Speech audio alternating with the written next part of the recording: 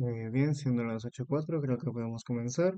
Bueno, buenas noches a todos los que nos acompañan el día de hoy. Primero agradecerles por su presencia. En este caso, el Comité Permanente Académico de la Sociedad Científica de Estudiantes de Medicina tiene el agrado de presentar la ponencia del curso de Fisiología, donde se desarrollará el tema de Fisiología de la Sangre, contando con los temas de hematopoiesis, hemostasia y coagulación, a cargo de nuestro ponente Luis Romero, el cual es alumno de quinto año. Ahora daremos inicio a la ponencia. Luis, te doy el paso para que puedas comenzar. Genial. ¿Qué tal, chicos? Buenas noches a todos. Buenas noches, José Andrés. Primero agradecerles por la invitación y bueno, vayamos avanzando. Más bien, me confirma si se me escucha bien y si se me ve la diapositiva, por favor. Perfecto, ¿sí pasa? Dale, genial. ¿Qué tal, chicos? Buenas noches a todos. El día de hoy vamos a hacer fisiología de la sangre. Bueno, al menos el material que les trae es muy completo, así que creo que de acá no nos pueden repasar para su examen. Bueno, en sí, dentro de fisiología de la sangre, primero vamos a hablar de las generalidades. ¿En qué aspecto? Aspectos sobre la sangre.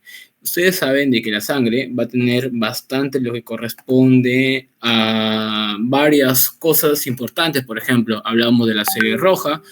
Oye, ¿a qué te refieres con serie roja? Podemos hablar de los glóbulos rojos, también llamados hematíes, o incluso de los reticulocitos. La serie blanca, pues hablamos de los famosos glóbulos blancos, como los leucocitos, tanto granulocitos como agranulocitos. Y luego hablamos de la serie amarilla, o también llamada megacariocítica, donde simplemente hablamos de los trombocitos, o también llamados plaquetas. Ahora, nosotros hay que tener en cuenta algo muy importante, de en que la sangre, si bien es cierto, como tiene diferentes factores, diferentes componentes, también va a tener unos términos peculiares. ¿En qué aspecto? Por ejemplo, cuando nosotros hablamos de la sangre en sí, a ver, cuando nosotros hablamos, chicos, de la sangre, ya, nosotros podemos tener dos cosas muy importantes, tanto como plasma como suero. Primero, en plasma, si bien es cierto, vamos a tener en cuenta que es todo el componente líquido, mineral, nutrientes, glucosa, todo ello, toda la parte no forme. Porque si nosotros hablamos de parte forme, podemos hablar de los glóbulos rojos, ¿no? O incluso la capa leucocitaria, que es mínima, que se va a tener en cuenta ahí. Pero el plasma, vamos a tener en cuenta el líquido que va a tener la sangre. Es el líquido agua, minerales, electrolitos, incluso factores de coagulación, ¿ya? Entonces, este plasma, ¿cómo se va a tener en cuenta? Y ustedes mismos lo habrán desarrollado cuando han hecho sus prácticas en el laboratorio, a través del centrifugado. En cambio, cuando nosotros hablamos de suero, el suero es casi como el plasma, pero hay una diferencia muy importante, en que el suero no va a tener esos factores de coagulación muy importantes. ¿Por qué? Porque el suero viene de un producto que es después de la coagulación, en el cual la coagulación, como posteriormente vamos a ver, vendría a estar en cuenta una malla de fibrina que van a estar todo perennes acá de los factores de coagulación, es decir, que lo restante vendría a ser el suero. Ahora, sabiendo esa pequeña introducción, vamos a ver algunas cosas muy importantes, partiendo desde algo muy general, hematopoiesis. La hematopoiesis, chicos, es un proceso en el cual vamos a poder ver la producción de las células sanguíneas a partir de una sola célula, es decir, una célula madre multipotencial. Ahora, acá hay algo muy importante que ustedes tienen que reconocer o incluso recordar más que todo, es que en la hematopoiesis tenemos dos líneas, o dos series, o dos linajes, como ustedes lo quieren llamar. Primero, el famoso linaje mieloide. Acá se con mieloide hablamos de hablamos de las plaquetas, hablamos de los glóbulos rojos, hablamos de los leucocitos, ¿ya? Sobre todo los de tipo granulocitos. ¿Por qué? Porque hay otro linaje llamado linaje linfoide, en el cual va a ser muy importante porque va a tratar de diferenciarse de la otra serie, ya que acabamos de encontrar los famosos agranulocitos.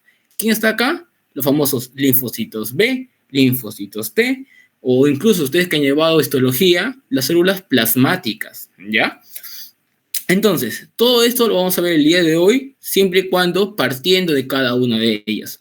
Si nosotros nos enfocamos en el curso de fisiología, no te van a preguntar mucho de, hoy, ¿sabes qué? ¿Qué interleucina va a tener en cuenta? ¿Qué factores de crecimiento van a formar los nichos hematopoietíticos de cada serie? No creo que te pregunten mucho eso. Así que tener en cuenta bastante esto. La serie mieloide o la célula madre mieloide va a dar plaquetas, glóbulos rojos y Leucocitos, sí, pero netamente a granulocitos. ¿Como quién? Neutrófilos, monocitos, eosinófilos, basófilos y mastocitos. ¿Ya?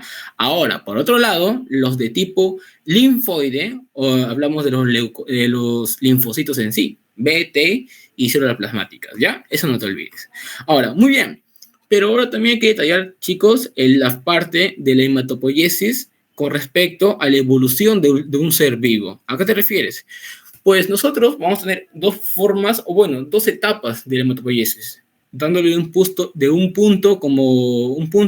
orden como del nacimiento. ¿Qué significa?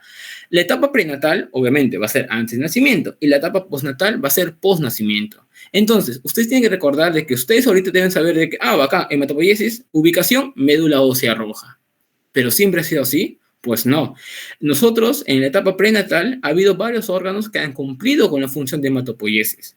Y no solamente eso, sino también específicamente un cierto tipo de proceso evolutivo. Por ejemplo, en los primeros meses, en los 3 primeros meses, 2 primeros meses, ¿quién va a estar como primer órgano hematopoyético? Pues eso jamás te olvides, el famoso saco vitelino, ¿ya?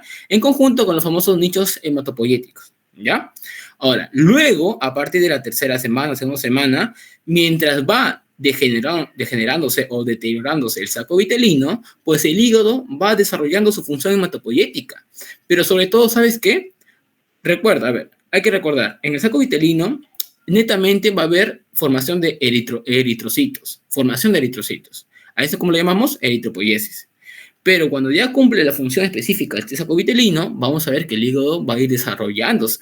Y no solamente va a ser eritrocitos, o sea, eritropoiesis, sino también va a dar glóbulos blancos. A eso, ¿cómo le llamamos? Le llamamos leucopoiesis. Entonces, a partir de la segunda, tercera semana de gestación, vamos a ver que el feto o el embrión va a ir formando lo que son estos dos procesos hematopoyéticos. ¿En dónde? En el hígado. Pero a su misma vez, desde el tercer mes hasta el séptimo mes, vamos a ver que también el vaso va a ser un órgano hematopoyético. Pero, ojo, y en mi imagen lo está diciendo, el grado de formación es mucho menor, ¿ya? Y obviamente, mientras se va degenerando la función del hígado con el vaso, va aumentando y va desarrollándose lo que es la médula ósea a partir del cuarto a quinto mes. Ya entre este intervalo se va formando lo que es la hematopoiesis netamente, pero en médula ósea. ¿Ya? Entonces, nosotros cuando nacemos, ¿quién va a ser nuestro principal órgano hematopoyético? Médula ósea. ¿Ya? Ahora, después del nacimiento va a haber órganos dentro de la médula ósea, o sea, huesos específicos donde va a haber mayor proporción y menor proporción. Por ejemplo, en los 10 a 20 primeros años de vida, vamos a ver de que tanto los huesos de los miembros inferiores van a estar muy presentes, tibia y fémur. Ya prácticamente en el otro extremo de la vida, que son de los 50 a 60 años, vamos a ver que tanto huesos del esqueleto axial, como las vértebras, esternón y costillas, van a tener mayor predominancia con respecto a órganos hematopoyéticos. Y acá con un pequeño recordar, pues, ¿no? Recuerda que en el primer y séptimo mes vamos a ver que el hígado va a estar muy presente como órgano hematopoyético. Siempre y cuando recordar que desde el tercer a sexto o a quinto mes van a ser en su cúspide, ¿ya?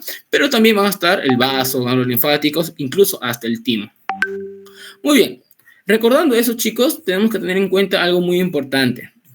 Dentro de la forma o parte específica de un eritrocito, tenemos que tener en cuenta la forma. Eso sí te pueden preguntar en fisiología. Ustedes lo habrán visto desde la pre, chicos. ¿Cuál es la forma? Bacán. Un disco bicóncavo. Agrégale, disco circular bicóncavo flexible. Ahora, ¿por qué es flexible, chicos? ¿Por qué es flexible? Si bien, primero, la forma que sea bicóncava y circular te lo va a dar por el citoesqueleto que este va a tener. ¿Ya? Te lo digo así. Circular, sobre todo, y bicóncava va a ser porque, uno, no va a haber un núcleo ni tampoco nucleolo. ¿Y cuál es el motivo específico más directo? Es porque tiene que almacenar mayor espacio para los nutrientes que este va a transportar, sobre todo hemoglobina. Segundo, ¿por qué es flexible? Porque esos eritrocitos van a viajar a través de bastantes vasos sanguíneos, sobre todo los capilares, que son un calibre muy minúsculo. El diámetro pues está entre 6 a 8 micrómetros, algunos dicen de 7 a 8, puede variar. El espesor de 1,2 a 2,5 y el volumen 87 micrómetros, micrómetros cúbicos. Ahora, chicos, la membrana es muy importante recordar todo esto. Como cualquier célula y como cualquier membrana celular, va a estar estructurado por fosfolípidos, ¿no? De la cual va a dar estructura fija. Pero también hay unas proteínas como tenemos las famosas bandas 3 y sus adherentes como la 4,2 y 2,1. Pero asimismo, chicos, como va a haber fosfolípidos de la membrana, también va a haber colesterol, que le va a dar estabilidad a dicha membrana. Y algunas glicoforinas, tanto la como el B. Ahora, también tenemos en el citoesqueleto, que está adherido a la membrana celular, algunas proteínas estructurales como la actina y la espectrina. Incluso también está la banda 3 y otra más. Ahora, si bien es cierto, chicos, la forma o el proceso por el cual nosotros vamos a tener mayor producción de eritrocitos es por una hormona llamada por la eritropoyetina, ¿ya? Por la eritropoyetina, en el cual usualmente es regulada a nivel del riñón. Eso no te olvides, ¿ya? Muy bien. Entonces, cuando nosotros tenemos mayor cantidad o mayor necesidad, cuando encontramos a nivel de los, o mejor, te lo arreglo la pregunta. Cuando nosotros tenemos mayor necesidad de haber oxígeno, y esto ustedes lo habrán visto porque ustedes van a ir a su famoso viaje de fisiología por el tema de la altura. ¿Qué es lo que pasa, chicos? Cuando vamos a ver una gran altura, ¿ya? Una gran altura. Cuando hay una altura, usualmente por la presión de oxígeno, esta va a comenzar a aumentar y el oxígeno sobre todo va a ir disminuyendo, ¿ya? Entonces, como va a ir disminuyendo, nosotros en sí va a haber una famosa hipoxia, ¿sí o no? Una hipoxia. Esta hipoxia, ¿qué significa? El cuerpo va a decir, ¿sabes qué? Esa persona, pues prácticamente no está recibiendo, o sea, se está tomando aire, pero no recibe mucho oxígeno, que es lo que debería haber. Entonces, como no recibe mucho oxígeno en sí, por la simple altura que va a haber, ¿qué es lo que hace? Hace una regulación, prácticamente una retroalimentación positiva, fabricando mayor eritropoyetina. ¿Para qué? Para que haya mayor glóbulos rojos y esto a su vez trate de transportar, entre comillas, mayor hemoglobina, para que pueda transportar toda, incluso la más mínima cantidad de oxígeno que puede haber, porque recuerda, estás en hipoxia. Entonces, por eso, chicos, de que personas en altura, vamos a ver personas chapositas, personas con hemoglobina muy alta. Va a decir, oye, entonces la persona de la sierra jamás tiene anemia. Incorrecto, porque ellos tienen otra medida. ¿Ya? Entonces, recuerda también, chicos, que los eritrocitos junto con los hematíes también tienen necesidad a través de su forma hematopoyética de hierro, folato y, discúlpame, vitamina B12, folato. Y recordar bastante de que esto es muy importante. ¿Por qué? Porque si hay una deficiencia de hierro por mal desnutrición o por una mala absorción a nivel intestinal, pues ocurre la famosa anemia ferropénica, o por una alteración de síntesis de vitamina B12, o por ejemplo, te puedo decir, por algunas alteraciones genéticas, todo eso, por deficiencia de vitamina B12 te puede dar otra anemia, ¿no? Anemia perniciosa, y entre otras cosas. Bueno, como te había dicho, chicos, la función del eritrocito tiene que ver con el transporte de gases respiratorios. Hablamos más sobre el oxígeno. Y también puede ser a nivel de CO2, ¿no? La gran área de superficie pues tiene que ver con el volumen ratio y la glucólisis, que en este caso va a llamar el famoso ciclo de Embden-Meyerhof. Muy bien. Entonces, recordar más cosas sobre la hematopoiesis, pues recuerda pues la serie ya te he mencionado, prácticamente. Este es prácticamente una imagen muy similar en la cual te comentaba anteriormente. Pero lo que yo voy es a esta parte, chicos, la granulopoiesis. ¿Qué significa? Si bien es cierto, hasta el momento ya te expliqué concepto de sangre, más o menos los componentes que puede haber y te pueden preguntar. Ya te dije sobre cómo se producen los eritrocitos a grandes rasgos. Ya te dije la diferencia entre plasma y suero. Y ahora vamos a ver lo que son los glóbulos blancos. Recuerden, chicos, los glóbulos blancos hablamos de los leucocitos. Recuerda que los glóbulos blancos tienen dos series mieloide, que usualmente se enfoca más en los granulocitos, y serie amiloide. Ahora, para ver el origen embriológico de los granulocitos, tenemos que tener en cuenta algo muy importante. Recuerda, esto va a estar dado en la médula ósea, ¿ya? Médula ósea, sobre todo en una célula madre totipotencial, la que le sigue de la multipotencial, ¿ya? Ahora, ¿cuál vendría a ser el origen embriológico de un granulocito? Recuerda, el famoso mieloblasto. Luego del mieloblasto, ¿quién viene? El promielocito y el mielocito. Ahora, ¿por qué te he repartido o por qué te diferenció entre estas 6 etapas? 3-3. Es porque, chicos, acá estas 3 primeras van a tener una característica en común. Tienen un alto poder mitótico. Prácticamente entre 6 a 7 días ya están haciendo mitosis, incluso hasta más. ¿Ya? Entonces, ¿qué significa esto, chicos? Que estos granulocitos que están acá, que son prácticamente las 3 primeras etapas de todo el proceso granulopoiesis, pues van a tener una alta función mitótica. Y mira, para que jamás te olvides, y como tiene una alta función mitótica, entonces prácticamente la traducción de proteínas va a ser bastante, por lo cual, como estás viendo, su núcleo es bastante prominente. Incluso la relación núcleo-citoplasma es mayor de 1, o sobre todo mayor de 1, y tantos. ¿Por qué? Porque el núcleo es bastante aumentado. En cambio, los demás, como metamielocito, las formas de callado o las formas de segmentados, se les considera como un compartimiento postmitótico. ¿A qué se refiere? Porque estos ya no hacen mucho mitosis, simplemente se reserva, se guarda. ¿Ya?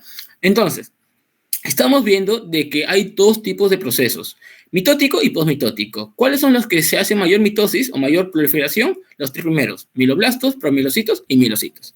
Y los 3 últimos, pues son prácticamente los de reserva, simplemente van a terminar su desarrollo, pero no hacen mitosis, ¿ya? No te olvides de eso. Muy bien. Ahora, chicos, de todas estas formas granulares que hemos estado visualizando, se va a ver en 2 compartimentos también. Pero esto a nivel de sangre. Yo te hablo de acá, chicos, a nivel de médula ósea, ¿ya? Pero a nivel de sangre, que ya salieron de la médula, vamos a tener 2 compartimentos. Un compartimento circulante y un marginal. ¿Cuál es la diferencia, chicos? Es que el circulante va a ir netamente a través de la sangre. Recorre toda la sangre. En cambio, el marginal va a tener que estar adherida a las paredes de los capilares o de las venas.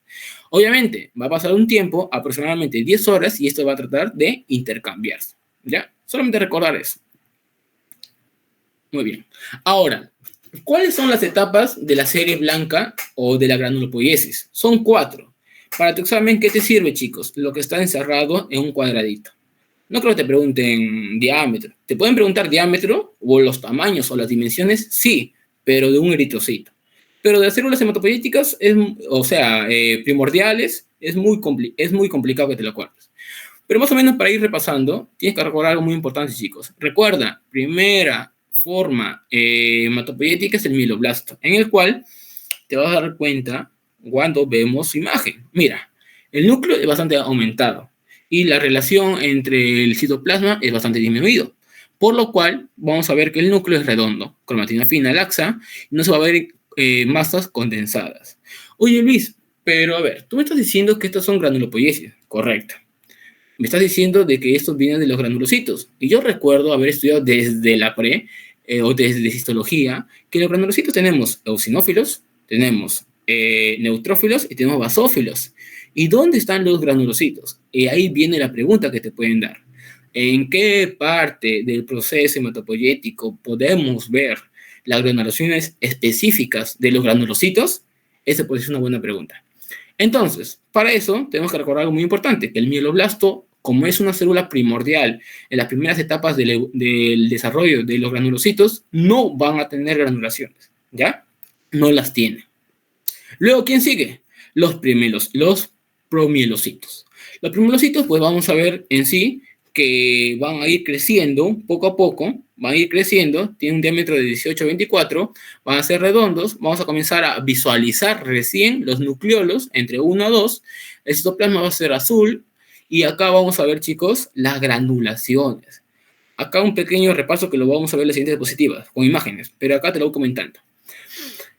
En la sangre, sobre todo en la serie blanca, vamos a ver, hablamos de leucocitos, granulocitos, vamos a ver, chicos, 2 tipos de granulaciones. Granulaciones primarias y granulaciones secundarias.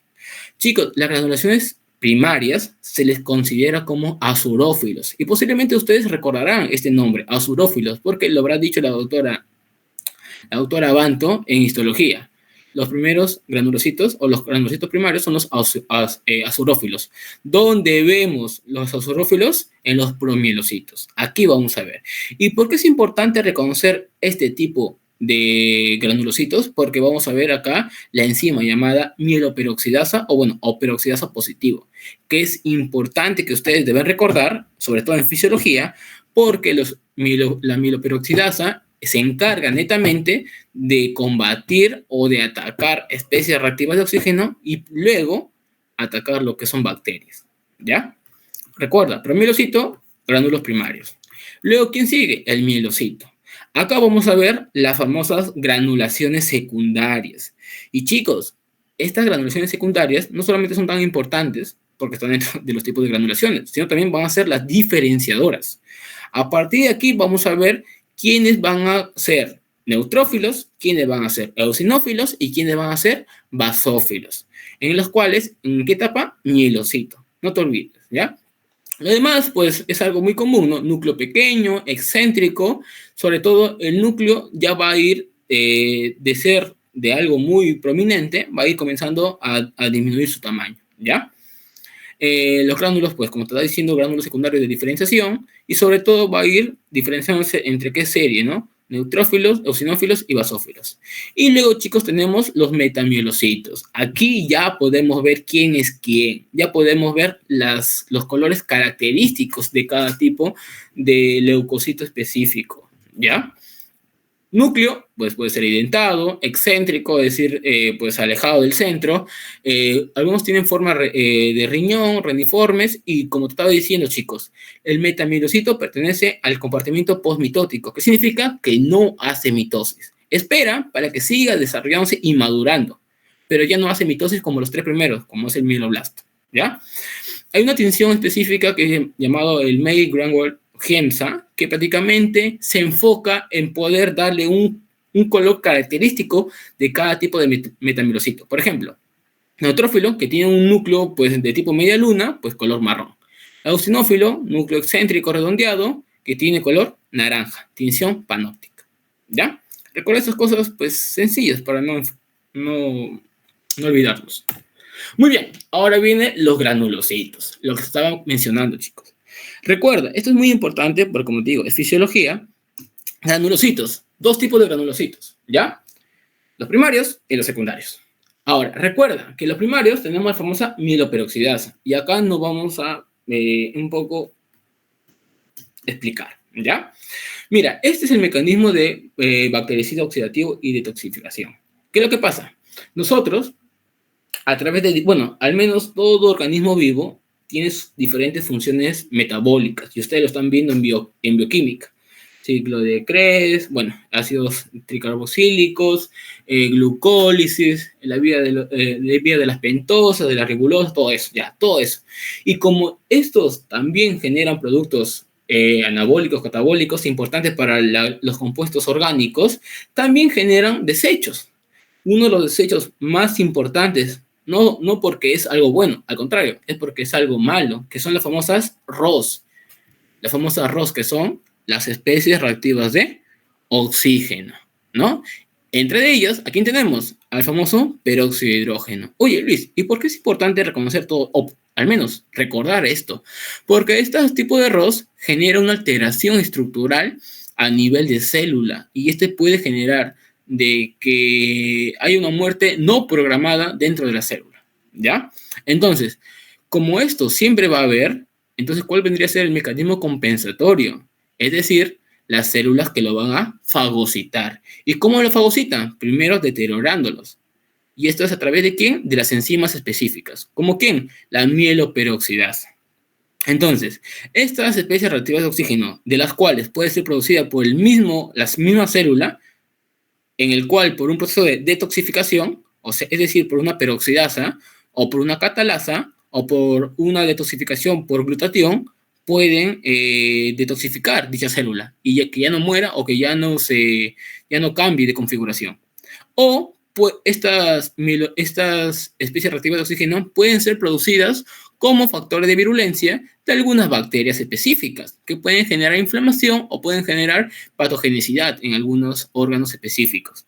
Entonces, ¿cómo combates eso? Combates con tus propios glóbulos blancos por enzimas llamadas mieloperoxidasa.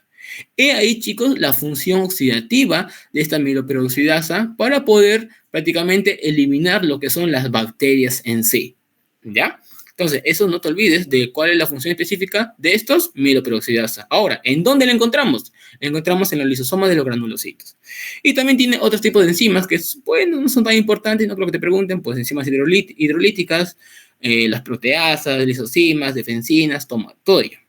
Ahora, ¿quién más viene? Vienen lo que son los gránulos secundarios, en el cual, ¿qué tipo de gránulos tenemos, chicos?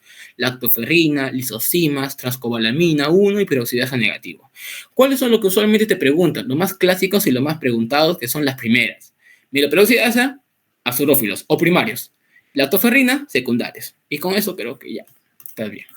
Ahora, chicos, dentro de esos, ¿cómo vamos a tener en cuenta el transporte de ese tipo de granulocitos? A través de procesos. ¿Qué procesos? Primero, la adhesión. Esta adhesión, tener en cuenta bastante qué cosa, que es un proceso de migración, de avance, de desplazamiento. ¿Hacia dónde? Hacia el sitio de inflamación, sitio de injuria celular o sitio de lesión tisular. Entonces, vamos a ver de que los leucocitos se transportan a través de toda la superficie del endotelio vascular, a través de diferentes proteínas. ¿Qué tipo de proteínas, chicos? Selectinas e integrinas. Nada más, solo eso. ¿Y cómo lo hacen? A través de la adhesión y de rodamiento. ¿Ya? No se olviden, adhesión, rodamiento, desplazamiento de un leucocito por sus enzimas de selectinas e integrinas. ¿Ya? Muy bien. Entonces, luego de esto, disculpen. Acá tenemos, por ejemplo, la imagen en la cual se especifica lo que implica el rodamiento, ¿ya? Luego, ¿quién tenemos? La quimiotaxis. Una vez que ya prácticamente esta ha ido desplazándose a través de la sangre por el endotelio vascular, tiene que ir netamente, específicamente al sitio de afección. ¿Y dónde pasa el sitio de afección, chicos? Pues a través de factores quimiotácticos. La palabra quimiotaxis vendría a ser de factores químicos que generan prácticamente una reacción de desplazamiento específicamente a dicho estímulo, en el cual, ¿quién puede ser? Pues interleucinas 8 o algunos factores del complemento que ustedes habrán recordado en inmunología. Luego, ¿qué tenemos, chicos? El proceso de bacteriólisis, en el cual vamos a ver que una vacuola que va prácticamente fagocitar va a generar en la célula un tipo de granulación. ¿Y para qué, chicos, genera degranulación? Para eliminar las enzimas ubicadas dentro de los gránulos. Entonces, recuerda que cuando se genera una muerte celular, una muerte microbiana, aumenta lo que son las especies reactivas de oxígeno. Y para eso, ¿qué se necesita? Pues alguien que contrarreste. Y como ya hemos visto, ¿quién contrarresta? La enzima mieloperoxidasa. ¿Ya? Y por último tenemos la fagocitosis, en el cual pues esa netamente genera la muerte del patógeno, la muerte de la célula dañada, en el cual es dado por una célula leucocitaria, en el cual puede ser por diferentes procesos, opsonización, inmunoglobulina G, complemento C3b, o incluso invaginación de la misma, llamado como fagosoma.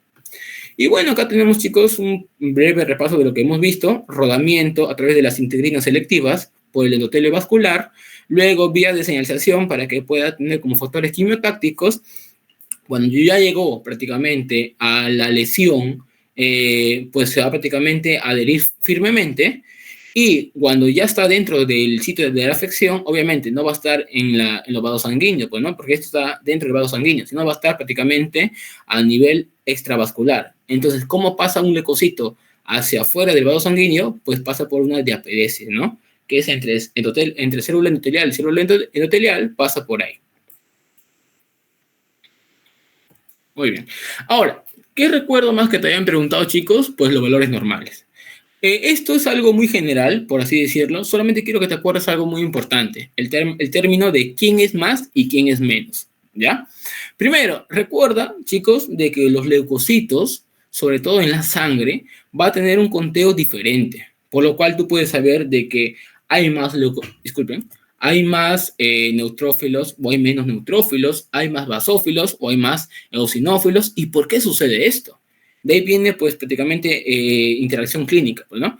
Primero hay que recordar algo muy importante, chicos, que los leucocitos van a tener un cambio desde que tú naces a lo largo de tu vida. Por ejemplo, nosotros, como adultos, prácticamente podemos estar dentro del intervalo normal de 5.000 a 10.000. Eso acuérdate. Pero hay excepciones. ¿Qué significa? De que para los recién nacidos pueden ser hasta 30.000. ¿Ya? Hasta 30.000 es algo normal. No va a decir, uy, ¿sabes qué? Es recién nacido y tiene 15.000. ya está alterado prácticamente, es más de 10.000. No se puede decir eso, ¿ya? Y también recuerda que la primera semana de gestación pues, puede ser hasta 10.000. Muy bien. Ahora, recuerda estos valores relativos que sí suelen preguntar sobre todo, solo esto. Recuerda, chicos, que de todos los leucocitos que puede haber, es importante que los neutrófilos tienen prácticamente, hablo netamente solo leucocitos, chicos, ¿ya? Solo leucocitos. El neutrófilos es el más abundante, 55 a 65, ¿ya? ¿Y cuándo aumenta o cuándo disminuye? Aumenta, pues usualmente cuando hay compromiso de infecciones bacterianas, ¿ya? Sobre todo, es lo más común, infecciones bacterianas, ¿ya? Ahora, ¿y cuándo disminuye? Cuando hay un compromiso, uno, a nivel de la médula ósea, porque recuerda, sí, los neutrófilos que forman parte de, bueno, de la formación de los leucocitos y este está dentro de la hematopoiesis. ¿Y dónde ocurre la hematopoiesis, chicos? En la médula ósea roja. Entonces, si hay una alteración a nivel de médula ósea roja, prácticamente todos sus descendientes, por así decirlo, van a estar alterados. Sobre todo van a estar disminuidos, ¿ya?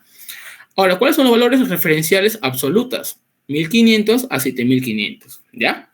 Ahora, los bastones. ¿Qué son los bastones?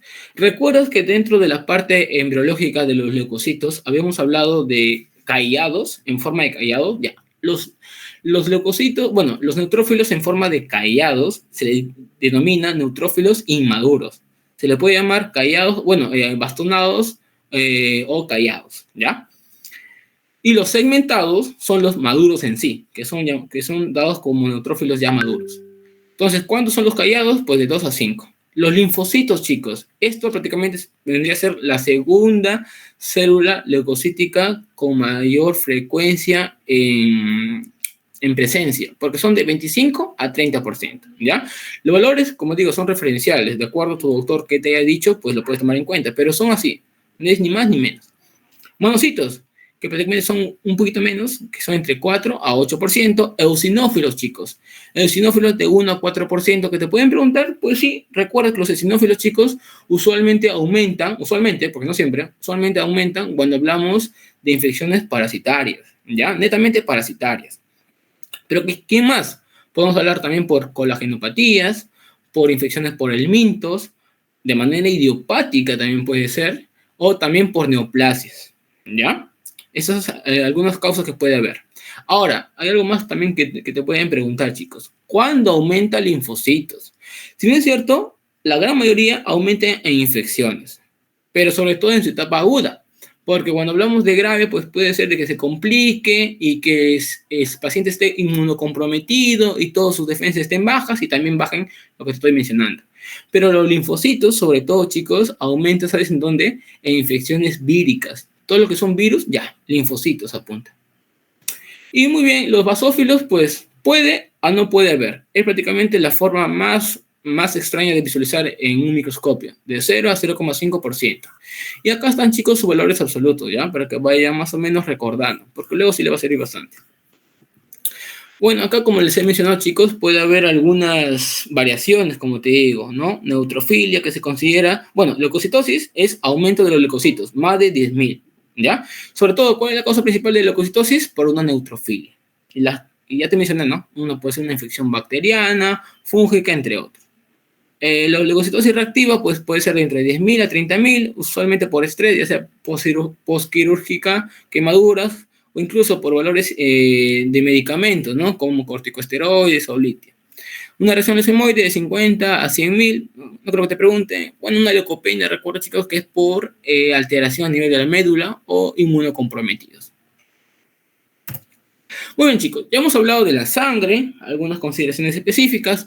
Ya hemos hablado, chicos, bueno, sangre, eritrocitos, leucocitos.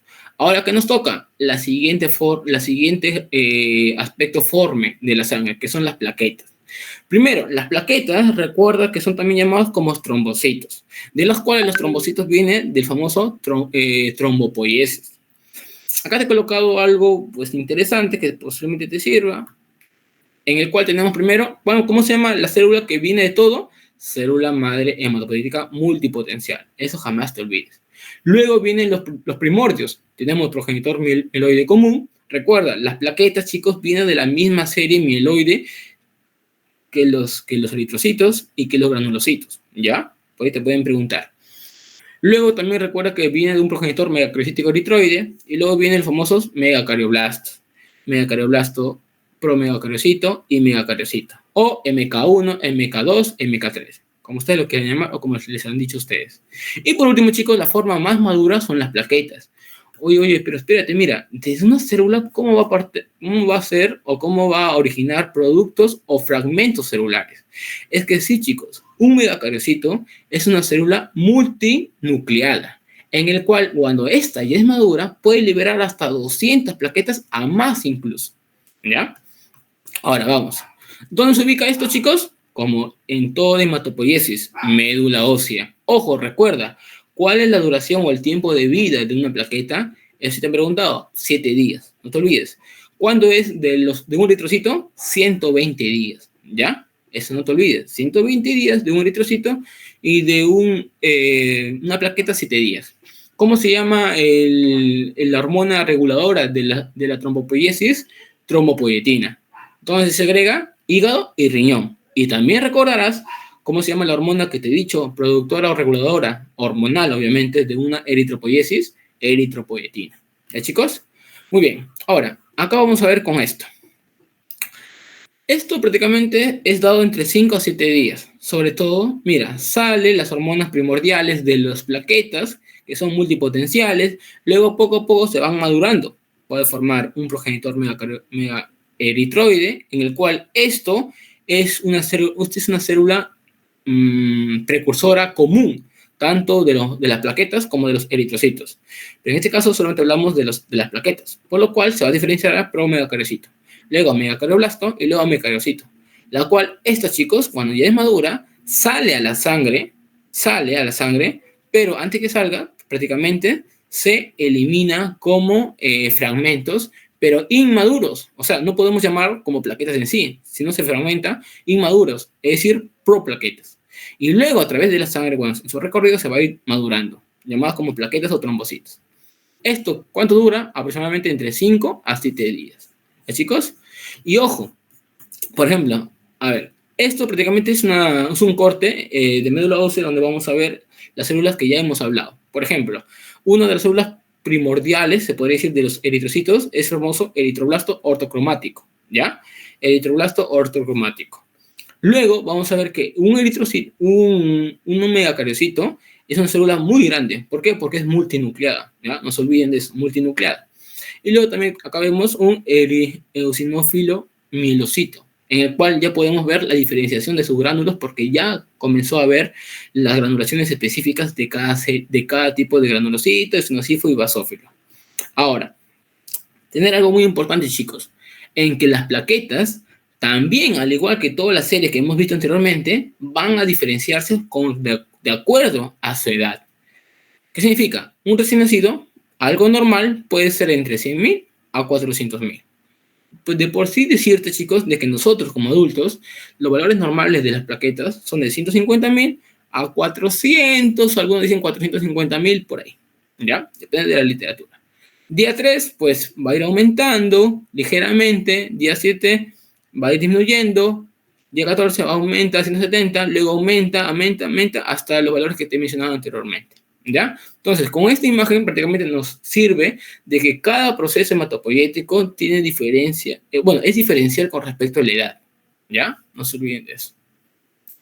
Muy bien, acá pues prácticamente una breve revisión de lo que te he mencionado, megacardioblasto, uno de los primordiales, en el cual tiene núcleo en forma de herradura, citoplasma rosa central y granulaciones abundantes, promegacariocito, recuerda que acá es el inicio de la granulogénesis por el tema de los gránulos específicos, multilobulado y sin núcleos, en un megacardiocito granular, porque vamos a ver que va a haber una tensión más específica en el citoplasma, y cuando hablamos de un megacardiocito ya maduro, es porque el núcleo es compacto y sobre todo lobulado. ¿Por qué lobulado? Porque va a haber varias formas específicas para que puedan desarrollarse como trombocitos maduros ya en sí, ¿ya?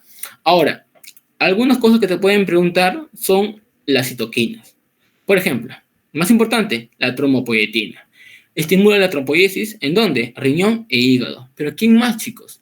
La interleuquina 3. ¿Por qué? Porque esta interleuquina 3 prácticamente es un mitógeno que ayuda prácticamente a mayor proliferación mitótica de algunas células progenitoras, tanto de los granulocitos como de los megacariocitos.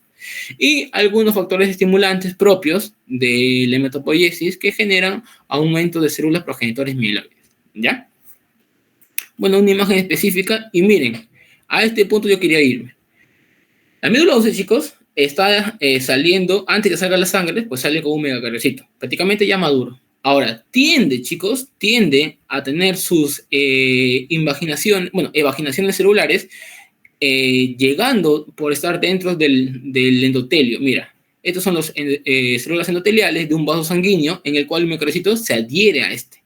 ¿Y para qué hace? Como medios de transporte para que las proplaquetas lleguen a la sangre y en la sangre se maduren como plaquetas. ¿Ya? Prácticamente este es el mecanismo de cómo llega de tu médula ósea a la sangre periférica de los vasos sanguíneos. Muy bien. Muy bien.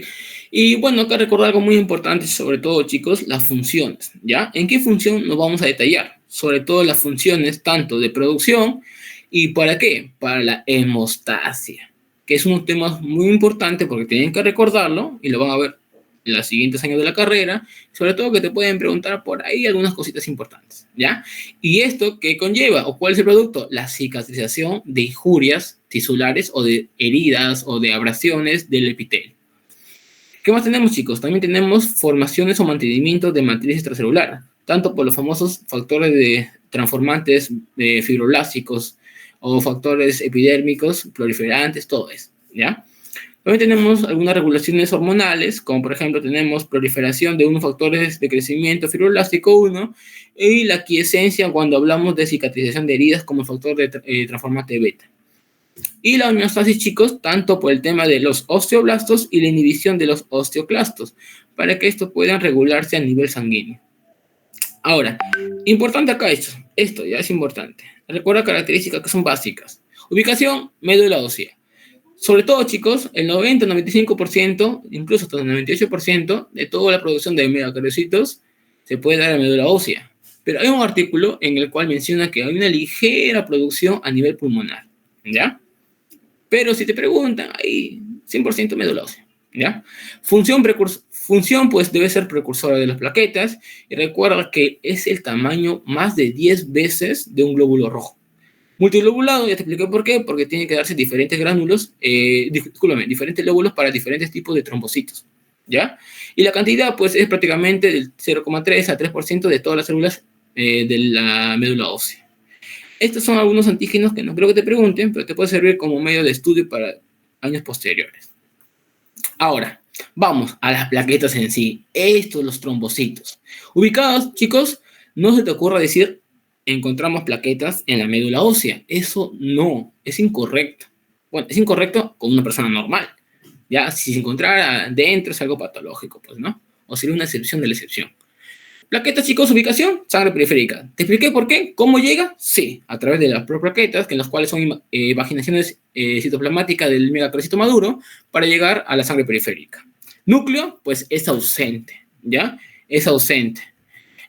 Morfología, pues tiene un discoide biconvexo, similar a los gránulos, pero es más pequeño sobre todo, ¿ya? Diámetro de 2 a 3 micrómetros y citoplasma, chicos, tienen granulaciones azurófilas, ¿ya? Azurófilas centrales. Ahora, es importantísimo recordar esto, porque chicos, aunque no lo crean, las plaquetas, y esto es bastante que recordar, porque a partir de acá nace la hemostasia, las plaquetas tienen granulaciones. ¿Y sabes qué? Tienen 3 tipos de granulaciones. Tiempo de vida media entre 7 a 10 días. ¿Ya? Valores normales, como te había dicho, 150 a 450.000. Algunos dicen 400, ¿ya? Varía mucho. Pero esto es lo más exacto de lo cual yo pude investigar, porque está ahí.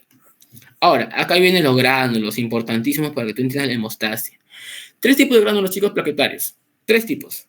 Densos, o también llamados gránulos delta, por si acaso, lisosomas y gránulos alfa. ¿Ya? Gránulos alfa. Recuerda, los densos van a tener algunas formas, pues, nucleótidos, se podría decir, o derivados de los nucleótidos. Ejemplo, difosfato de enosina o difosfato de enosina. ¿Qué más? también tiene algunos componentes bioquímicos que permitan, ojo, vasodilatación o sobre todo vasoconstricción. Y acá viene el punto de guía para entender hemostasia. Ejemplo, serotonina, calcio, fosfato. Estas dos primeras, ¿ya? Serotonina y calcio. ¿Qué más? Lisosomas. Estas lisosomas pues va a tratar de degradar algunos tipos de formas que puede haber, como colágeno, todo eso. Y sobre todo, gránulos alfa, chicos. Los gránulos alfa, ¿sabes por qué? Porque ¿dónde está la mayor porcentaje? Bueno, en la plaqueta. ¿En qué tipo de gránulo está la mayor porcentaje de factores de coagulación, chicos? Están en los gránulos alfa. ¿Ya? ¿De dónde? De las plaquetas. Ejemplo, fibrinógeno, factor de von Willebrand, fibronectina, bimorretina. Estas son prácticamente son formas adhesivas, ¿ya? Y los factores de crecimiento de plaquetas, entre otros, sobre todo estos factores de coagulación. Factor 5, factor 11, proteína S, sinógenos y fibrinógeno.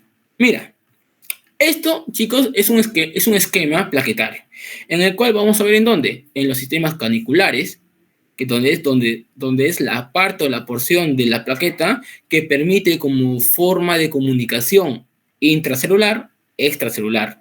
¿Y por qué te menciono esto, chicos? Porque cuando se va a ver una degranulación, a través, por aquí sale, ¿ya? Granulos alfa, delta o densos o formas lisosómicas salen por aquí y se expulsan hacia afuera, ¿ya? Recuerda todos esos gránulos muy específicos, pero posteriormente lo vamos a volver a ver en lo que es hemostasia, ¿ya? Con respecto al citoesqueleto plaquetario, no creo que te pregunten, pero por si acaso, tiene actina, tubulina y espectrina, muy similares en casi todas las células hematopoyéticas. Y acá le agregas la filamina. Cambio de forma, motilidad de lesión y sobre todo liberación de gránulos, que es bastante importante. Muy bien, comenzamos con la hemostasia. Primero, chicos, ¿qué es la hemostasia? La hemostasia te va a permitir bastante a nosotros a poder lo que es salvaguardar la integridad de los tejidos después de una lesión. ¿Qué significa? Cuando nosotros nos hacemos unas pequeñas heridas, abrasiones, llagas, o como ustedes lo quieren llamar, yayas, cuando hace una herida, prácticamente una ruptura o es una lesión, una injuria celular con respecto a un tejido. Es decir, está prácticamente como un huequito, como quieran llamarlo. Ahora, este huequito, chicos, quiero que me entiendas esto, este huequito, ¿qué genera? Genera que haya una extravasación de sangre, discúlpame. Por lo cual, pues la herida pues, puede sangrar, todo ello. Ojo, ¿cuál es la primera respuesta involuntaria, obviamente, del organismo cuando ocurre una herida? Sobre todo las heridas pequeñas, o bueno, grandes también, pero no hay mucha importancia, pero las pequeñas. Es la famosa vasoconstricción. Recuerda, eso no te olvides, la vasoconstricción. Ahora, la pregunta del millón es, ¿quién crees tú que genera la vasoconstricción? Y lo hemos dicho anteriormente, es una de los componentes bioquímicos, que ustedes lo habrán visto en bioquímica, obviamente, pero netamente que está en las plaquetas. Chicos, es la serotonina. Y otro derivado del ácido araquidónico, que es en las vías de las prostaglandinas, leucotrienos, tromboxanos, todo eso, es famoso trombosano A2. Chicos, si usted pregunta, cuando hay una herida, como un mecanismo rápido de acción en el cual impide la salida de sangre, es la vasoconstricción de un vaso. ¿Y por qué crees tú que se vasoconstriñe? Se vasoconstriñe, chicos, porque disminuye el flujo sanguíneo, ¿ya? Eso no te olvides, es la primera respuesta. Incluso, mira, algunas literaturas que he visto mencionan que eso se encuentra dentro de la hemostasia primaria. Ojo, pero hay otra literatura, sobre todo artículos, que le mencionan que se encuentran como un preámbulo a la hemostasia primaria. Así que hay que tener bastante en cuenta todo eso. Pero en ambas hay algo común. Es la primera respuesta ante una injuria celular. O sobre todo, discúlpame, una injuria tisular. Entonces, vamos con la hemostasia, chicos. Primero, ¿qué te dice? ¿Qué te dice? Recuerda que nosotros, como un preámbulo, en los vasos sanguíneos, pues debe haber una fluidez sanguínea normal. Sobre todo, si te preguntan cuál es el flujo sanguíneo de la sangre, tú vas a responder flujo laminar, ¿verdad? Porque turbulencia no es, si no te genera los sonidos de corcorojo. Entonces, ¿qué más genera? Una integridad del sistema vascular. Entonces, chicos, Supongamos que esta fluidez sanguínea, esa fluidez laminar, se ve interrumpida cuando hay una herida. O sea, una herida, todo eso que ya te he mencionado. Entonces, ¿qué se genera, chicos? Lo que te he dicho, una extravasación de la sangre. Que incluso si puede ser un hematoma, una herida profunda, pues se va a extravasar hacia los tejidos adyacentes, ¿no? Como el tejido conjuntivo, todo eso. Pero si es una herida, pues, externa, que hay una salida, pues vamos a ver hacia afuera, ¿no? Se va a visualizar una hemorragia. Pero en ambas situaciones, chicos, se va a ver una respuesta de vasoconstricción. Ya te he dicho, serotonina. ¿En dónde encuentra serotonina en la plaqueta, chicos? Gránulos densos o gránulos delta, como ustedes lo quieren llamar. Y los tromboxanos prácticamente son derivaciones de la membrana celular bueno, del ácido araquidónico que se encuentra en la membrana interna de una célula para poder generar prostaglandinas, sobre todo tromboxanos A2 en esta situación. Ahora, cuando hay esta herida, chicos, ¿qué se tiene que hacer? Asegurar con un tampón o un trombo plaquetario. Pero ojo, ese trombo plaquetario tiene que eliminarse una vez cicatrizado la herida. ¿Por qué? Porque si no ocurren las enfermedades trombóticas. ¿Ya? Es decir, un trombo. A ver, primero, chicos, hacemos para que entiendan. Cuando hay un vaso sanguíneo, se genera. Ya, hay una herida acá, ¿ya? Se genera un tampón plaquetario. El tampón plaquetario genera que ya no haya extravasación de sangre y sobre todo ya no ocupe un espacio acá. ¿Por qué? Porque si sigue, supongamos que ya la herida cicatrizó y ese trombo jamás se haya deteriorado y la sangre sigue. Entonces, por simple lógica, esta sangre ya va a dejar de tener un flujo laminar o ligeramente turbulento. ¿Por qué? Porque hay un espacio que está ocupado, que es algo anormal. Por eso que una de las etapas de la hemostasia es la fibrinólisis, en el cual rompe este trombo y genera una liberación normal.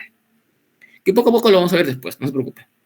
Ahora, tenemos dos tipos, chicos. Hemostasia primaria y secundaria. Primero, pregunta de examen. ¿Quiénes intervienen en la hemostasia primaria? Es las plaquetas. Plaquetas y vasos. ¿Por qué? Porque las plaquetas son las primeras formadoras del famoso trombo plaquetario que te acabo de mencionar. ¿Y por qué también participan los vasos, chicos? Porque este trombo plaquetario tiene que adherirse al endotelio, o bueno, al poco endotelio que queda luego de la lesión. ¿A través de quién? De proteínas adhesivas. Entonces, eso nos permite, chicos, entender de que en la hemostasia primaria vamos a verlo netamente ambos. Ahora, en la secundaria, que también te han preguntado por ahí, sobre todo en bioquímica, pero bueno, en fisiología también. ¿Quién interviene, chicos? Los factores de coagulación.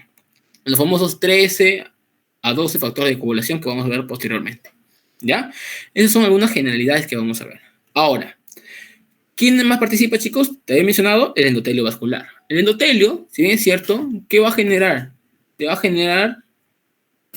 generar lo que implica algunos inhibidores de activación plaquetaria. A ver, Luis. Tú me estás diciendo de que las plaquetas se activan, se generan un trombo, a ver, vamos con imágenes, ¿ya? Sobre todo. Acá, mira. A ver, por acá está. Miren, acá está la imagen. Cuando hay una herida, chicos, prácticamente vamos a ir viendo que las plaquetas se van a adherir. Ojo, pero cuando hay una herida. ¿Por qué? Porque imagínate que las plaquetas se adhieren y forman trombos a cada rato. Fuera algo patológico, ¿sí o no? Entonces, para que estas plaquetas no se agrupen o no se formen un tampón plaquetario, el mismo endotelio, repito, endotelio sano, genera inhibidores de adhesión plaquetaria. ¿Ya? Inhibidores de adhesión plaquetaria. Asimismo, activadores de fibrinólisis. ¿Por qué? Porque el endotelio sano, repito, endotelio sano, quiere de que ésta no genere mallas de fibrina o genere taponamiento a nivel del flujo laminar que tiene la sangre. Repito, este es algo sano, ¿ya? Sano. Muy bien. Pero ¿qué es lo que pasa cuando hablamos de una injuria, una lesión? Es decir, un daño vascular. Porque recuerda, cuando hablamos de heridas es porque hay un daño de vasos sanguíneos. Entonces, ¿quiénes activan aquí, chicos? Activan las propiedades antitrombóticas, de las cuales estas se pasan a formar de ser antitrombóticas, es decir, inhibidores de activación plaquetaria y todo eso, pasan a ser protrombóticas, es decir, ayudadores para formar trombo. ¿Y a qué se refiere esto, Luis? Se refiere a que va a exponer los fosfolípidos, sobre todo el ácido araquidónico, para generar el tromboxano A2 y va a tener en cuenta la producción de receptores de trombina para que pueda llegar el primer factor de coagulación y sobre todo secretar lo que son plasminógenos, ¿ya? Ahora, también va a intervenir aparte de eso, chicos, las plaquetas. Bueno, las plaquetas ya las hemos visto prácticamente, así que no vamos a detallar mucho de eso, ¿ya? Las plaquetas. Ahora, las plaquetas van a tener en cuenta algunas cosas muy importantes, sobre todo. Recuerda que un microcito puede eliminar hasta 2000 plaquetas, ¿ya? Más de 200 he dicho, ¿no? Ya, 2000 plaquetas en 4 o 5 días.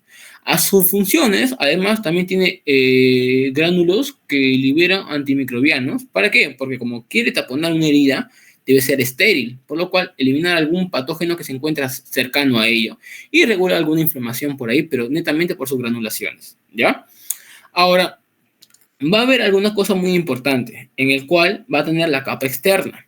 Esta capa externa va a haber unas glucoproteínas. Recuerda, ¿no? Glucocáliz, bueno, membrana celular está adherido por glucolípidos, sobre todo derivados de glúcidos, por lo cual tenemos glucolípidos que forman el glucocáliz, de los cuales tenemos un tipo de glucoproteínas como el factor de von Willebrand para el colágeno, para el trombospondina, para el fibrinógeno y entre otros. Estos chicos van a ser receptores proteicos o glucoproteicos que permitan la adherencia de esos elementos para que puedan salvaguardar la herida en sí.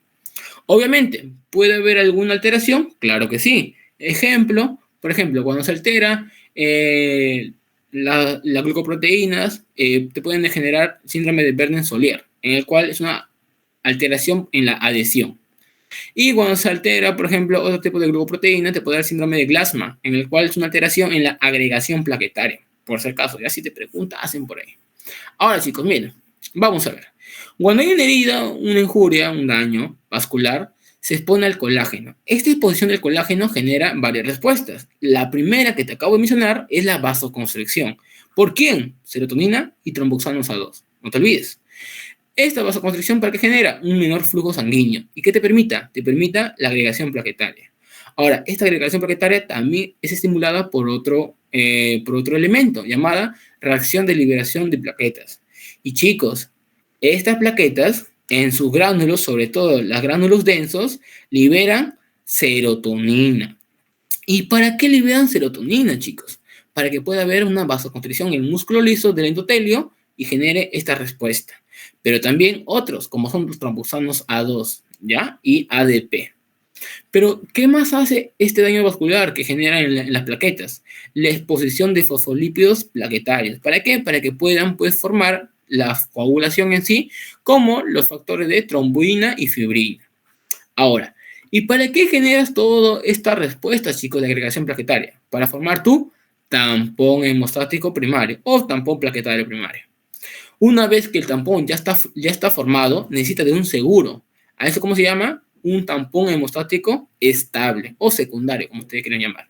¿Y cómo sabes, Luis, que es seguro? Porque se está adherido o está prácticamente, como tú quieres llamar, encadenado por una malla de fibrina. Y acá viene la participación de la fibrina. Cuando interviene la fibrina, chicos, ya es un tampón secundario estable o tampón estable. ¿Ya, chicos? Bueno, acá prácticamente ya te he mencionado. Recuerda que en la hemostasia primaria, ¿qué tipo de gránulos están interviniendo? Los densos. ¿Quién? Serotonina, adrenalina. ¿Por qué? Porque estos, junto con ADP y ATP, generan lo que es aumentar el tono vascular, ¿ya? Y la permeabilidad. ¿Para qué? ¿Para qué? Para que pueda facilitar la reparación endotelial, chicos. ¿Ya? No se olviden de esto.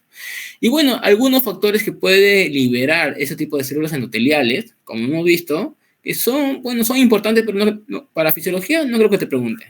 Pero ¿cuáles son los más importantes, chicos, para este curso? Pues tenemos factor tisular, ¿ya? En el cual te ayuda para la coagulación, es un procoagulante.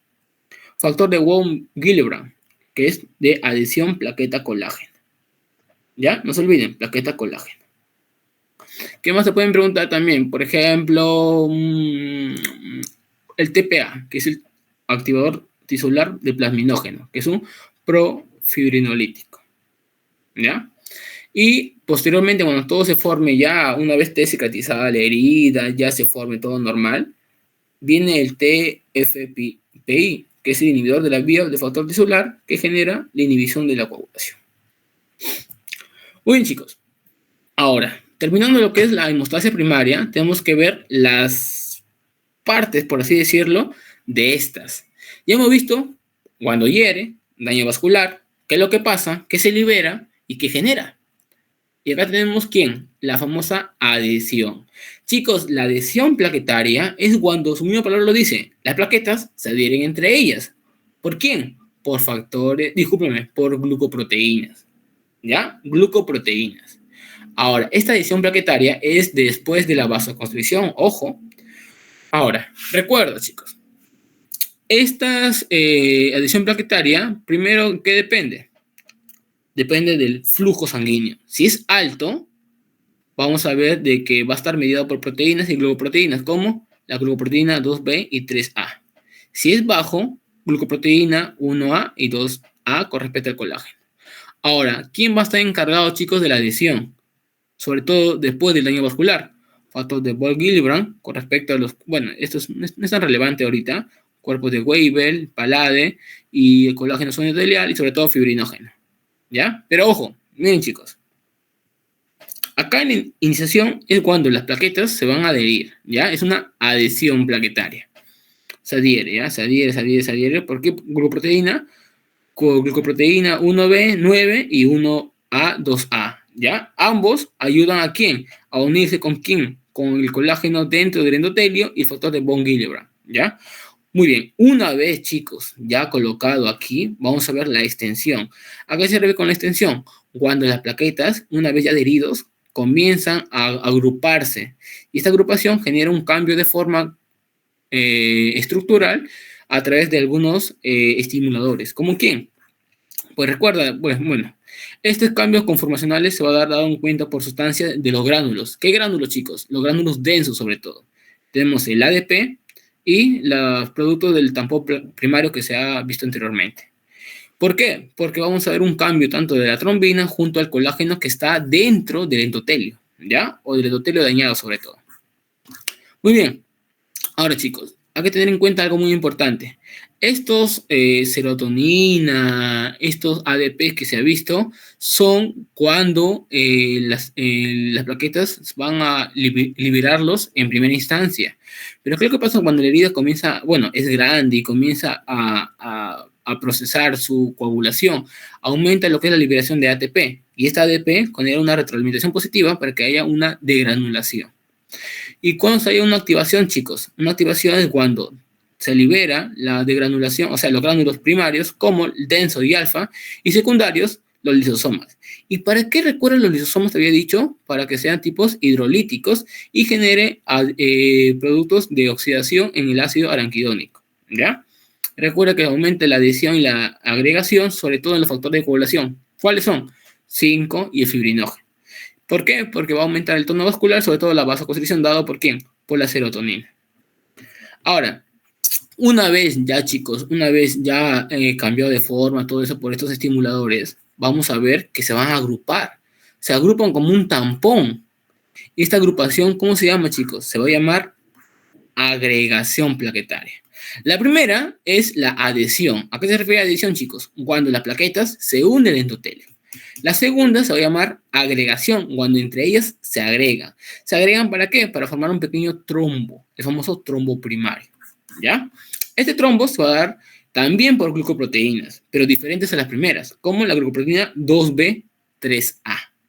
Y estas, ¿qué generan, chicos? Generan, entre ellas, chicos, generan unos puentes, ¿ya? Unos puentes, o sea, se adhieren aquí, se adhieren por aquí, se adhieren por aquí, se adhieren por aquí, se adhieren por aquí, se adhieren por aquí. ¿Esto qué tipo de glucoproteína? Tenemos la glucoproteína 2B, 3A, ¿ya? No se olvide. Muy bien. Ahora, todo esta hemostasia primaria que hemos visto también tiene algunas limitaciones. O sea, algunas cosas que pueden, a ver si pueden no. ¿Por qué? Por simplemente, pues prácticamente por la misma región de la herida que puede darse. Ejemplo, flujo de sangre. En el cual el flujo de sangre es bastante y el tampón de estar prácticamente formándose recién tiende a desviarse o tiende a a desadherirse, ¿ya? También puede ser por las propias enzimas plasmáticas. ¿Y por qué, chicos? Las enzimas plasmáticas, sobre todo, que degradan al ADP. ¿Y por qué crees tú de que degradan al ADP? Porque el ADP, recuerda, el ADP aumenta lo que es la degranulación. Si es que no hay degranulación, chicos, ya no se liberan los gránulos primarios y secundarios. Los primarios, que es alfa y densos, y los secundarios, que son los lisosómicos. Entonces, de ahí ya no sigue avanzando la hemostasia. También es otra limitación. Y otros, chicos, que son algunas enzimas que prácticamente inactivan lo que es el proceso plaquetario. Ahora, de acá vienen los factores de coagulación que también te pueden preguntar, y vamos a ver la siguiente diapositiva, las vías, que recuerda que son bastantes, son 13 algunos, 12, algunos más se acuerdan, ¿ya? Estos, chicos, no todos están activados. Algunos se le denominan como simógenos, a otros como cofactores. ¿A qué se refiere? De que necesita de otro elemento para que recién puedan activarse, ¿ya? Entonces, todos estos factores de coagulación, chicos, ¿dónde se activan? Se activan, bueno, ¿dónde se sintetizan? Discúlpeme, en el hígado, ¿ya? Excepto ¿quién? El factor de von Willebrand. Aquí se activan prácticamente las plaquetas. ¿Y quién más, chicos? Las plaquetas también tienen su propio factor de coagulación, y lo hemos visto anteriormente. Factor 5, factor 9 y factor 13, ¿ya? Además, ¿en dónde están ubicados? Están ubicados, chicos, en la circulación. ¿En dónde? En la sangre periférica, después de la síntesis del hígado. Excepto quién, chicos, el factor 3, ¿ya? Que esta está adherida prácticamente a la membrana celular. Ahora, ¿quiénes dependen de la vitamina K? ¿Ya? ¿Quiénes dependen de la vitamina K? Y estos, chicos, sí te pueden preguntar, porque recuerdo que en mi año el doctor Arteaga sí lo mencionó bastante y sí vino. ¿Quiénes son los factores de coagulación dependientes de la vitamina K? Famoso 2, está, 2, 7, 2 más 7, 9, y de ahí el 10, ¿ya? 2, 7, 9 y 10. Estos, chicos, son dependientes de la vitamina K. Le pueden preguntar eso. ¿Cuáles son los factores de coagulación dependientes de la vitamina K? Ya, 2, 7, 9 y 10. 2 más 7, 9 y 10. Muy bien. Y también, pues, la proteína C y S, que esto no creo que te pregunte. Muy bien, ahora sí viene lo bueno. Recuerda que hemos dicho que la hemostasia primaria, ¿quiénes participan, chicos? Participan plaquetas y vasos. Ya hemos visto cómo las plaquetas dependen de las secreciones de los vasos para que éstas se puedan adherir, luego pueda liberar sus gránulos por la ADP y se pueda agregar entre ellas. Tampón primario, ¿ya? Primario. Muy bien. Después de esto, chicos, vendría a ser la hemostasia secundaria. La hemostasia secundaria, ¿a qué se refiere? Cuando ya netamente va a participar, chicos, ¿quién? Los famosos factores de coagulación, ¿ya?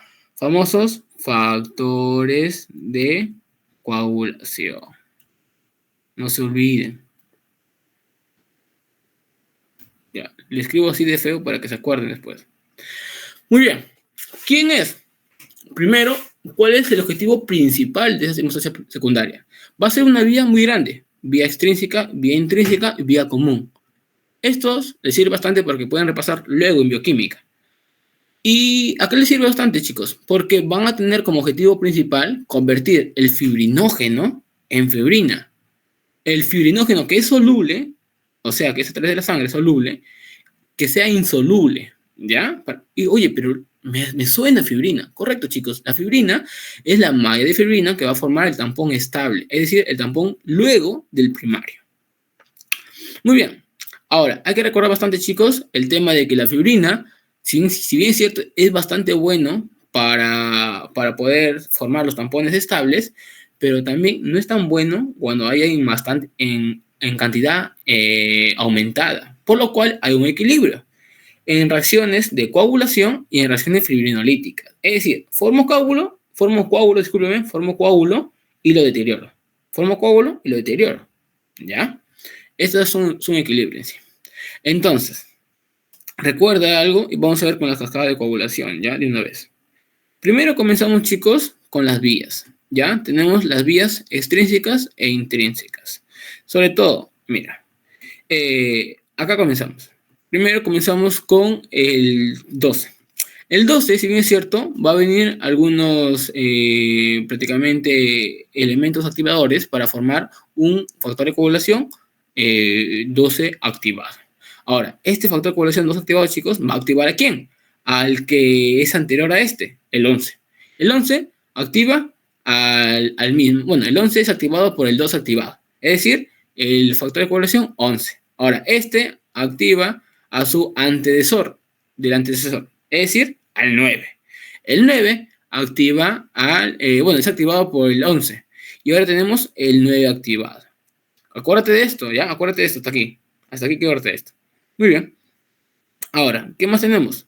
Tenemos de que esta, chicos, esta vendría a ser la activación, esta activación del factor 9 va a activar al 10. Pero ojo, esta activación vendría a ser prácticamente la forma que va a ir a activarse al 10 siempre y cuando esté el 8 activado. Y de ahí viene otro tipo de vía, ¿ya? Que es la vía común. Ahora, acuérdate hasta acá, ¿ya? Ahora, vamos de nuevo por acá. Tenemos la vía extrínseca. La que es de cerecito es la vía intrínseca, ¿ya? Esta es la vía extrínseca. La vía extrínseca, chicos, partimos del 7, ¿ya? Donde, pues te pueden preguntar cuál es el factor de coagulación que parte de la vía intrínseca, el 12. Y de la vía extrínseca, el 7, ¿ya? 7, 12. El 7, una vez que se activa por el calcio, chicos, pues esta va a generar ¿qué? Genera un 7 activado, ¿ya? Un 7 activado. Ojo que este 7 activado también necesita de una tromoplastina tisular, que es factor 3, ¿ya? Ahora, este prácticamente con la ayuda de calcio va a activar en conjunto con el 9 activado, ¿a quién? Al 10. Entonces, mira, te estoy explicando la vía extrínseca y la vía intrínseca. Ambos van a tener una intersección de funciones para la activación del factor 10. Es decir, que el 10 se va a comenzar a activar. ¿Por qué? Por el 7 y por el 9. ¿Ya? Ahora, una vez esto, chicos, aquí va a activarse al 10. Y acá comienza a unirse ambas vías. Por eso que a partir del 10 comenzamos a llamarlo como vía común. El 10 activa el 10, bueno, obviamente es activado, y este 10 activado, con la ayuda del 5 activado y la ayuda del calcio, va a darse lo que es la prototrombina a trombina.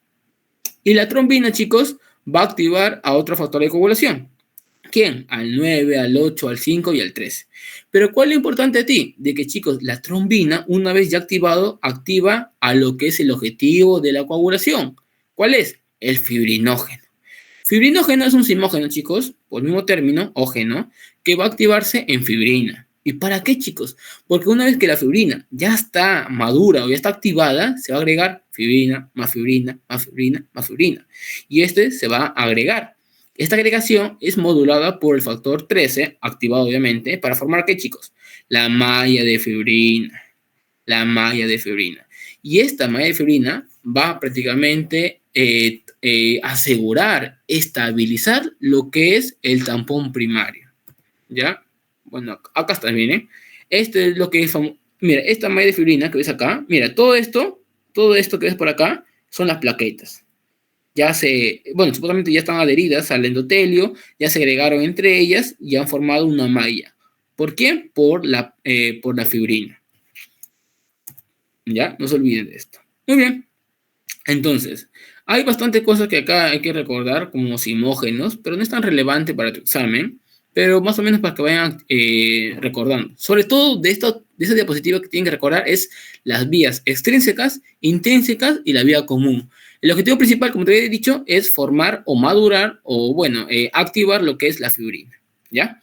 Tanto en las vías y sus componentes activadores. Y por último tenemos la hemostasia secundaria con respecto a los tipos y sobre todo la iniciación, amplificación y propagación. ¿A qué se refiere esto? Mira, nosotros ya habíamos visto todo lo que son las cascadas de coagulación, ¿ya?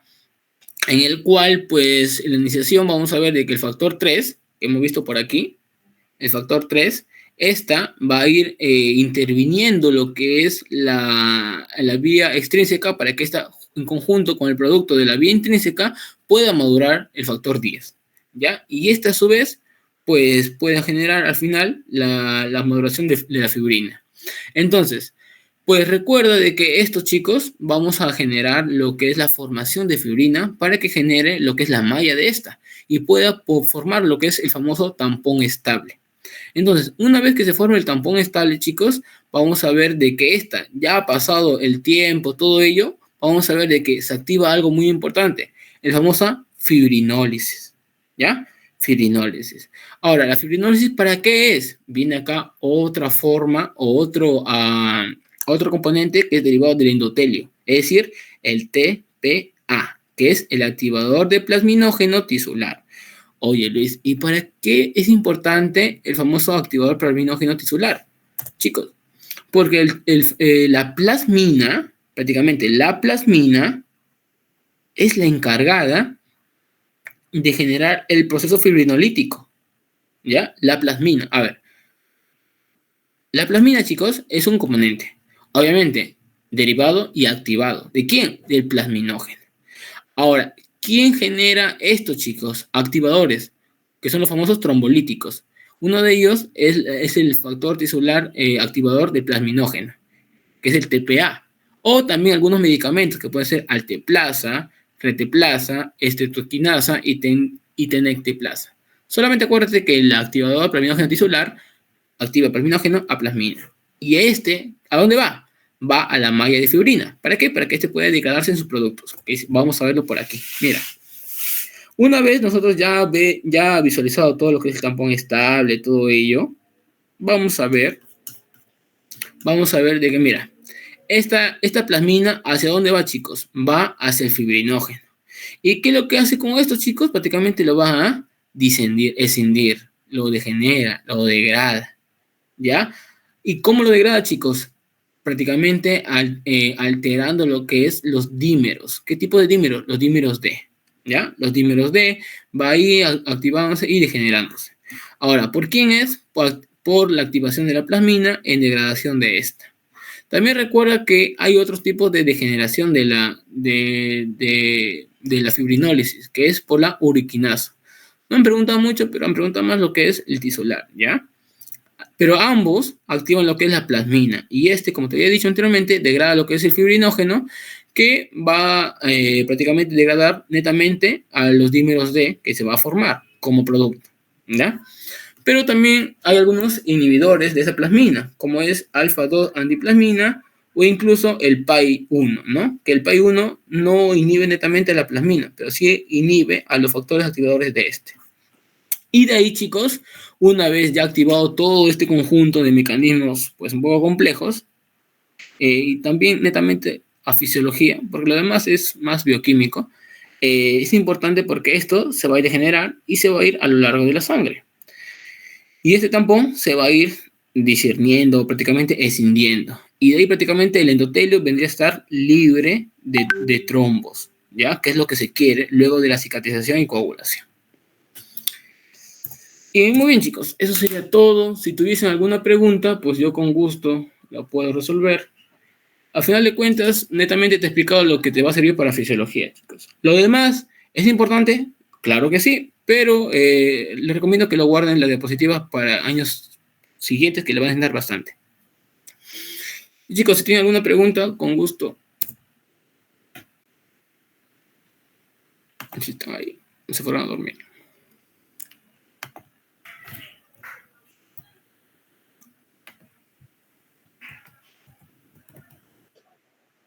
Bueno chicos, si tienen alguna pregunta, es el momento de hacerla. Ha sido una muy buena exposición, la verdad, bastante completa.